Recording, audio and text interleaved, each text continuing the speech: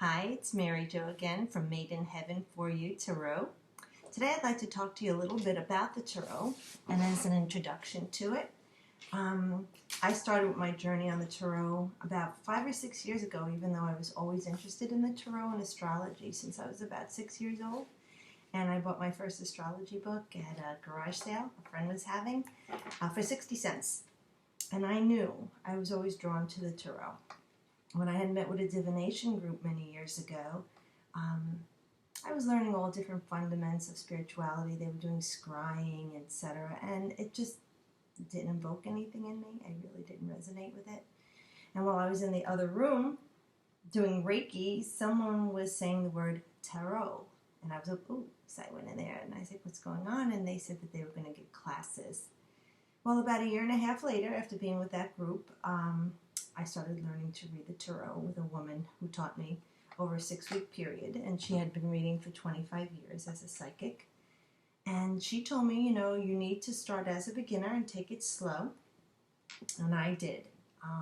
The Tarot started probably around the 14th century in northern Italy, some say Milan, and the imagery that was on there was a lot of Egyptian imagery, which probably was because the lure of Egypt was so mystical, and it had so many gods, etc., that weren't known to them. Maybe that's why that imagery was first projected.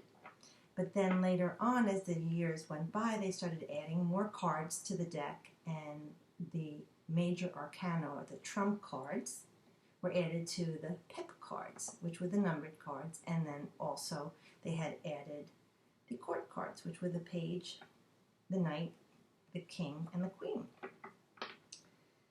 And what happened was the original deck, about 105 years ago, started to be revamped in the UK and in America, and what was now developed as the Rider-Waite deck. And my instructor said that's where you should start, with the Rider-Waite. And not saying it's because you're a beginner. There are people who've been reading for 30, 40 years that still use the Rider-Waite, and then they maybe have other decks, but it's because it's like the root of the Tarot deck with imagery. I myself wasn't drawn to it, but I got lucky because it was the 100th year anniversary of the Rider-Waite Tarot deck. And I was in Casadega, Florida with the divination group and bought my first deck there, and the instructor said, you need to buy the Rider-Waite, even though I had been drawn to the Gilded Tarot. I bought it. I wouldn't open it. She told me not to. And I waited over 4 months learning on the Rider-Waite deck before I started to use the Gilded. And when I did, it just was like, for me, everything was just flooding through to me. So with the Rider-Waite, I didn't like the original deck because the back of it had like this argyle, and I wasn't really into it. I know it sounds silly. But the new deck that they came out with had these pretty like constellation and stars. It was more like something I would like. And all of the imagery, which was so kind of washed out in the Rider-Waite deck, very muted shades or tertiary shades, these were so much more vibrant. And I'm a very color-driven individual. So I bought this deck, and she taught me on the Rider-Waite deck. And about 4 months later, she said, you're ready. Why don't, you start reading? And I said, well, I haven't opened the deck. I kept my word, which is I know you have. But I started reading with that deck. But this deck, I still would use, because the deck I use, as I've shown in my first video, the Marchetti, Sarah Marchetti deck, is very dark. And my son's friends say it's metal looking, metal as F, they say. Because I said, okay, I just like the imagery. It was beautiful. But I would give people a choice, because some people were turned off by the darkness and the colors, but even though they were dark imagery, like evil, and a lot of people, I let them go to what they were drawn to. But over time, I just stayed with that deck. So this deck, though I love and respect it, because it was the starting deck, and I can always go to this, I don't use it often. So I was able to buy a nice pouch. I got this, I think, on eBay. It's a beautiful lined pouch. And I keep my deck here in this pouch because I don't use it often at all, with my little crib notes that I had written to learn. And I keep it also in a box, since it absorbs energy. people tell you. So I had bought this beautiful purple glass box with a fairy, because I love fairies and dragons and mermaids. I've always been drawn to that too.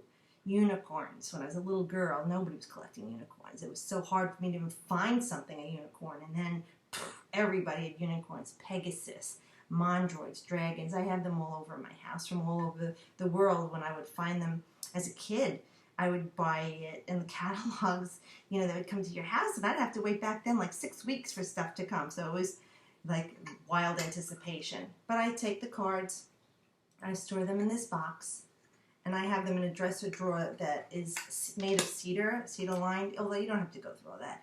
I keep it there out of respect as for spirit and safety. Also, when you read the tarot, you need to honor the process. When I read, I go through a little spiel before I read for someone who's never read before, because some people are trepidatious and fearful, because there are a lot of charlatans out there. I know of people who say, oh, the tarot is just BS anyway, and they make things up. I would never do that to somebody.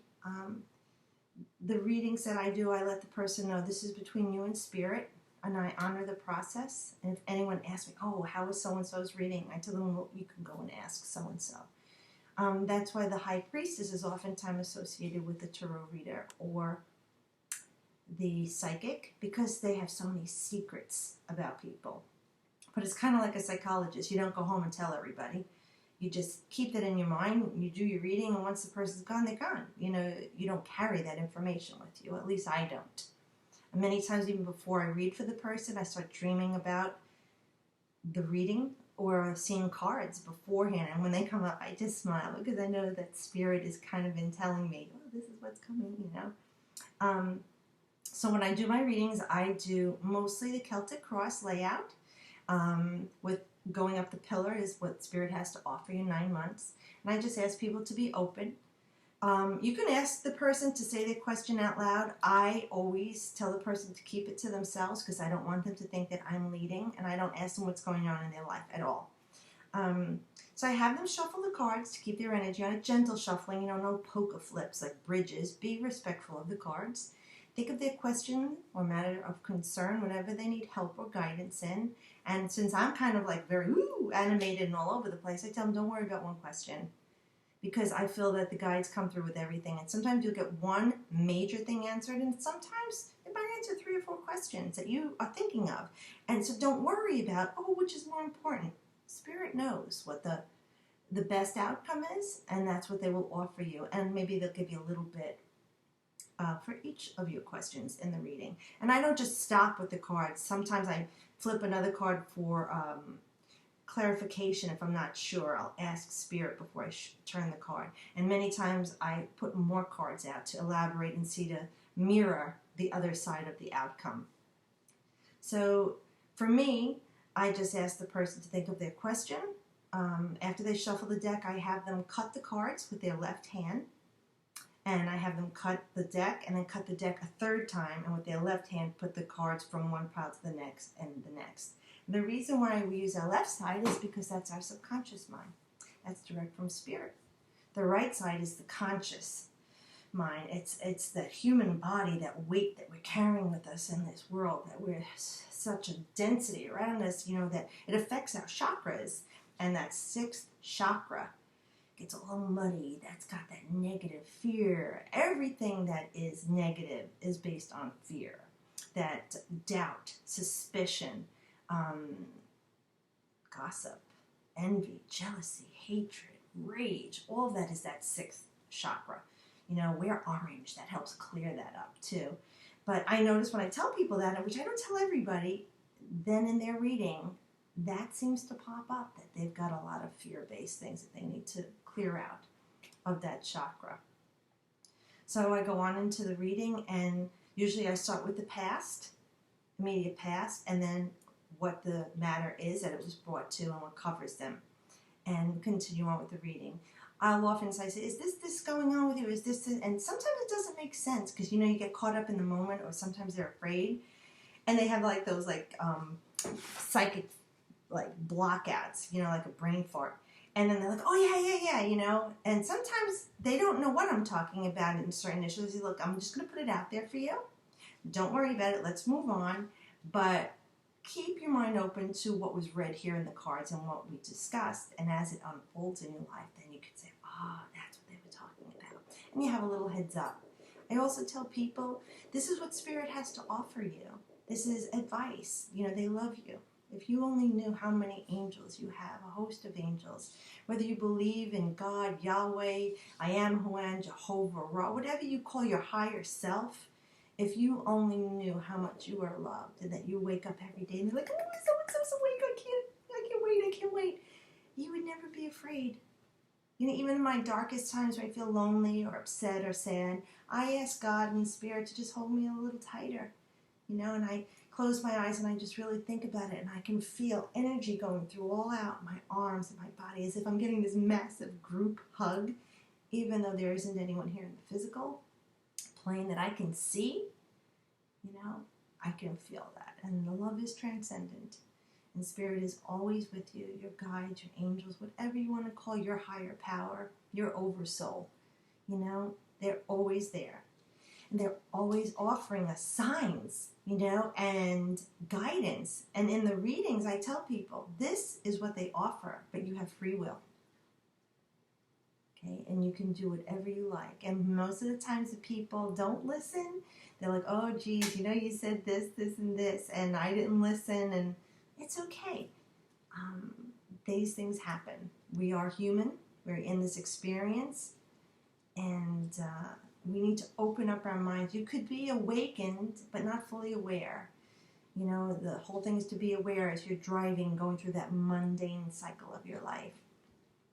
Again, like the people say that song on the radio that triggers something to you, like what? Or you're flipping through the radio and the words from each of the songs make a sentence, and it's about something that's going on in your life right now. Or you see this huge billboard with a message. These are all signs from Spirit. I more or less hear things, I get them in dribs and drabs, and sometimes I will actually get like something that just wakes me up, and I get a message. My dreams have been much more lucid too. But I think that's awakening for most of us are becoming aware now with the way the world is moving and the planets aligning up in this Aquarian age.